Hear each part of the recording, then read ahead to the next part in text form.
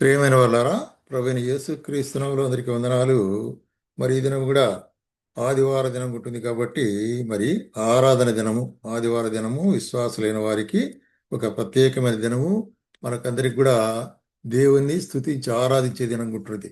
కాబట్టి మనము ఈ దినము మరి ఎక్కడున్నప్పటికి కూడాను మన యొక్క మందిరాల్లోనూ, మన యొక్క చర్చిలోనూ, లేకపోతే మన ఫెలోషిప్లోనూ ఎక్కడున్నప్పటికి కూడా మరి అందరము చేరి ఆయన్ను ఆరాధన ద్వారా గణపరచవలసి వారు ఉంటాం. ఎందుకంటే మన దేవుడు ఆత్మ ఎటున్నాడు గనక ఆయన్ను ఆరాధించేవారు ఆత్మతో సత్యముతో ఆరాధించాలనేటువంటి సత్యము మన యొక్క పరిశుద్ధ గ్రంథం ద్వారా మనం బయలుపరచబడుతుంటున్నది.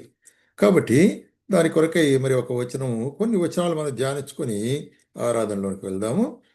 మరి ప్రకటన గ్రంథము 1 అధ్యాయము 6 వచనం. మనలను ప్రేమించుచు తన రక్తం వలన మన పాపం నుండి మనం విమోచించిన వానికి మహిమయు ప్రభావము యుగయుగమునకు కలుగును గాక. ఆమేన్. ఆయన మనలను తన తండ్రియగు దేవునికి ఒక రాజ్యముగాను యాజకులుగాను చేసెను. ఇక్కడ మరి యోహాను రాసిన ప్రకటన గ్రంథములో యోహానుకు దర్శనములో మరి కనిపించిన కార్యములో ఆయన ఏం చెప్తున్నాడంటే, మనలను ప్రేమించు తన రక్తం వలన మనల్ని మన పాపం నుండి విమోచించినట్టు ఎవరైనా ఆయనకు స్తోత్రం అంటాడు. యుగ యుగములకు ఒకసారి కాదు కదా. ఎందుకంటే ఆయన మనల్ని ఏం చేశాడంటే తనకు ఒక రాజ్యముగాను యాజకులుగాను చేసెను. యాజకులుగా చేసిన అంశం మనం గమనించినట్లయితే, యాజకుడు అంటే ఎవరు?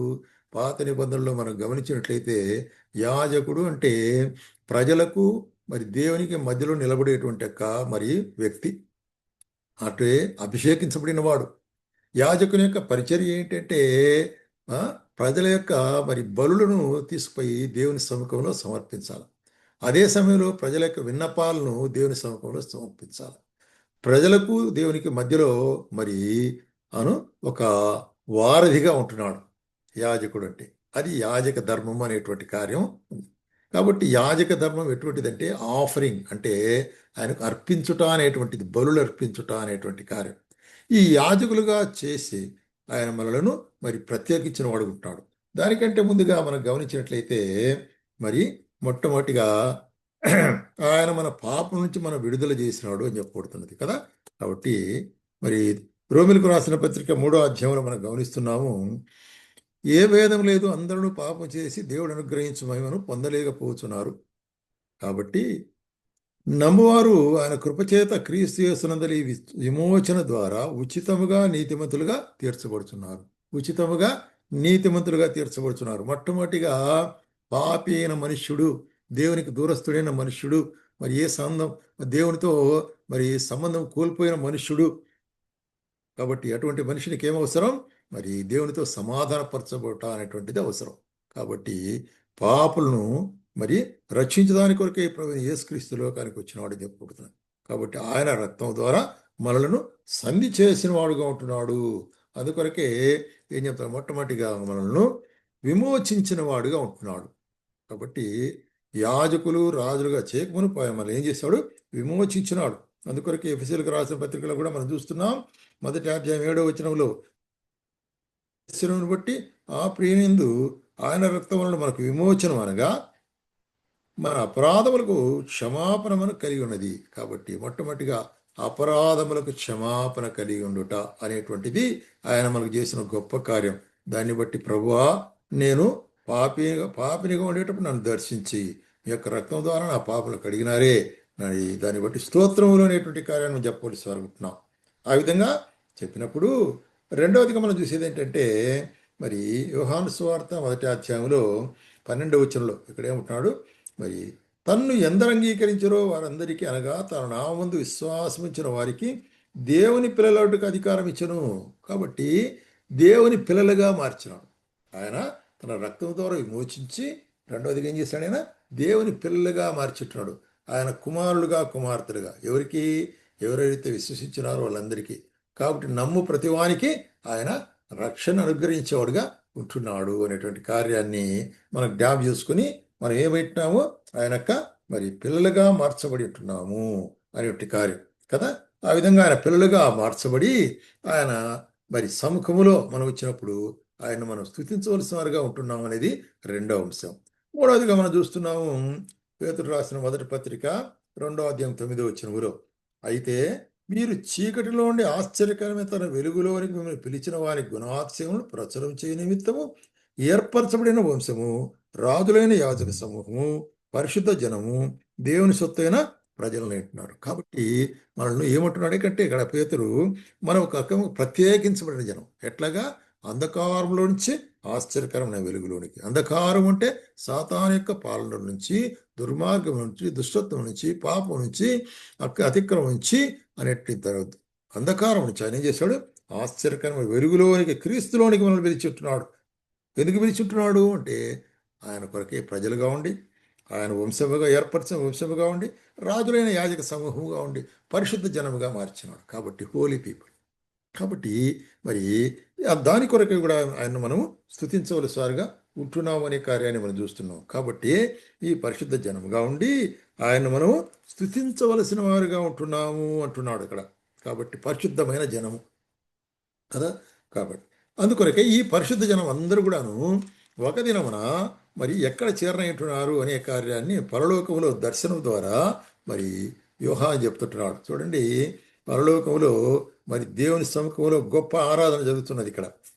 5వ అధ్యాయం ప్రకటన గ్రంథము 10వ వచనములో ఇక్కడ ఏముంటున్నదంటే, రైట్, నీ రక్తమిచ్చి ప్రతి వంశములోను, ఆయా భాషలు మాట్లాడు వారిలోను, ప్రతి ప్రజలోను, ప్రతి జనములోను దేవుని కొరకు మనుషులను కొని మా దేవునికి ఒక రాజ్యముగాను యాచకులుగాను చేసి గనుక వారు భూలోకముందు ఏలుదరని కొత్త పాట పాడుదురు. చూసారా? కాబట్టి ఇక్కడ అన్ని దేశాల నుంచి, అన్ని భాషల నుంచి, అన్ని రకాలైన వారి నుంచి ఎవరెవరైతే ఆయన రక్తం ద్వారా విమోచించబడినారు ఉంటున్నారో, ఆయన ప్రజలు అని చెప్పుకుంటున్నారు వారికి అందరికీ ఒక ఐక్యతగా అక్కడ కూర్చున్నాడు. అక్కడ దేవుని సింహాసనం మీద ఆయన స్తుతిస్తుంటున్నారు కొత్త పాట. ఎందుకంటే మమ్మల్ని అందరినీ విమోచించినారే దాని కొరకు స్తోత్రం అనేటువంటి. అంత మాత్రం కాకుండా 12వ వచనంలో వారు వధించబడిన గొర్రెపిల్ల శక్తియు, ఐశ్వర్యమును, జ్ఞానమును, బలమును, ఘనతయు, మహిము, స్తోత్రము పొంద అర్హుడిని చెప్పి ఆ యొక్క సింహాసనం సాగిలపడిన వారు ఉంటున్నారు. ఇది ఆరాధన, పరలోకపు ఆరాధనగా ఉంటుంది. కాబట్టి ఈ పరలోకపు ఆరాధనకు సాదృశ్యంగానే మరి విమోచించిన వారు అంతా ఒక దినమున మనము ఆయన సముఖాన్ని చేరనేట్టున్నాం పరలోకములో. మరి ఏ భాష, ఏ దేశం అయినప్పటికీ కూడాను మరి అక్కడ అందరూ కూడా ఎవరెవరు? ఆయన రక్తము చేత విమోచించబడిన వారందరూ కూడా. కాబట్టి అక్కడ మనము ఆయన్ను ఆ గొప్ప ఆరాధనలో పాల్గొంటున్నాం. దాని కొరకైనా ఒక సాదృశ్యమైందిగా ఈ లోకంలో మనము జీవంతో ఉండేటప్పుడు, శరీరంలో ఉండేటప్పుడు ఆయన ఆరాధించవలసిన వారుగా ఉంటున్నాము అంటున్నాడు కదా. ఏం చెప్తున్నాడు చూడండి, ఏప్రిల్కి రాసిన పత్రిక 13వ అధ్యాయం 15వ వచనములు. కాబట్టి ఆయన ద్వారా మనం దేవునికి ఎల్లప్పుడూ స్తుతియాగము చేయుదము, అనగా ఆయన నామమును ఒప్పుకొనుచు జిహ్వాఫలము అర్పించుదుము. కాబట్టి జిహ్వాఫలము అంటే మన యొక్క నోటి మాట ద్వారా, ఒప్పుకొనుట అంటే హృదయములో, మరి చెప్పుట అంటే నోటి ద్వారా. కాబట్టి ఆయన నామమును మనం ఒప్పుకుంటూ అంటే అంతరంగంలో విశ్వసిస్తూ మన నోటి మాటల ద్వారా ఆయన్ను స్తుతించవడం. దీన్ని ఏమంటున్నాడు మరి చూసినట్లయితే జిహ్వాఫలం అంటున్నాడు అనమాట. ఎటువంటిది? అది స్తుతియాగం అనేటువంటి జిహ్వాఫలం. కాబట్టి మన ఆరాధనను ఇంకొక పేరు ఏంటంటే స్తుతియాగము, ఆయన స్తుతించేటువంటిది అటువంటి యొక్క. ఎందుకంటే అది దేవునికి ఇష్టమైనవి అంటున్నాడు కింద. అది దేవునికి ఇష్టమైనవి, మన దేవునికి ఇష్టమైనటువంటి కార్యంగా ఉంటున్నది అనేటువంటి కార్యాన్ని మనం చూస్తున్నాం. కాబట్టి ప్రేమైన సోదర సోదరి, మన జీవితాల్లో ఆయనక మరి నామును గుర్తిరిగిన వారమై, ఆయన పిల్లలమై ఉండి, ఆయన చేత విమోచించబడిన వారమై ఉండి, ఆయన ప్రజలుగా ఉండి, ఆయనకు సొత్తుగా ఉండి, మరి ఆయనకు మరి రాజులైన యాజక సమూహంగా ఉండి ఆయన స్తుతించవలసి వారుగుంటున్నాం, గణపరచవలసి వారుగుంటున్నాం. ఎందుకంటే మనం ఒక దినమున పరలోకపు ఆరాధనలో పాల్గొనలేటున్నాం. దాని కొరకే మనం నిరీక్షిస్తున్నాం. మనమందరం కూడా అటువంటి మరి వాగ్దానం కలిగిన వారంగా ఉంటున్నాం. అందుకొరకే కీర్తనకర్త ఏమంటాడంటే 50వ కీర్తనలో, స్తుతియాగమును అర్పించువాడు నన్ను మహిమపరుచున్నాడు, నేను వానికి దేవుని రక్షణను కనపరుచున్నట్లు వాడు మార్గము సిద్ధపరుచుకుంటున్నాడు. కాబట్టి ఏ మార్గము? పరలోక మార్గము మనం సిద్ధపరచుకుంటున్నాం. దినదినము మన రక్షణలో ముందుకు సాగే విషయంలో పరలోక మార్గం సిద్ధపరచుకుంటలో ఇది ముఖ్యమైన భాగం, స్తుతియాగమును అర్పించుట.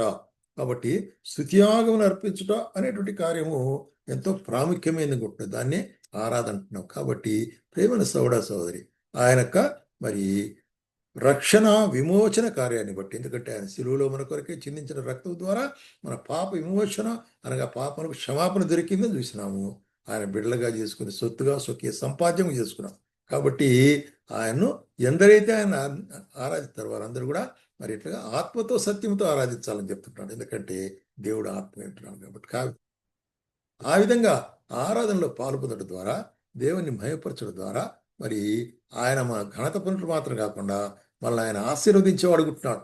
కాబట్టి ఈ విషయాన్ని మనం మర్చిపోకుండా ఎక్కడున్నప్పటికి కూడా మన జీవితాల్లో మరి ఏం చేయాలి, మనం ఆయన మరి చూసినట్లయితే ఆరాధించవలసి వారుగా ఉంటున్నాము అనే కార్యాన్ని జ్ఞాపం చేసుకోవాల్సి ఉంటుంది.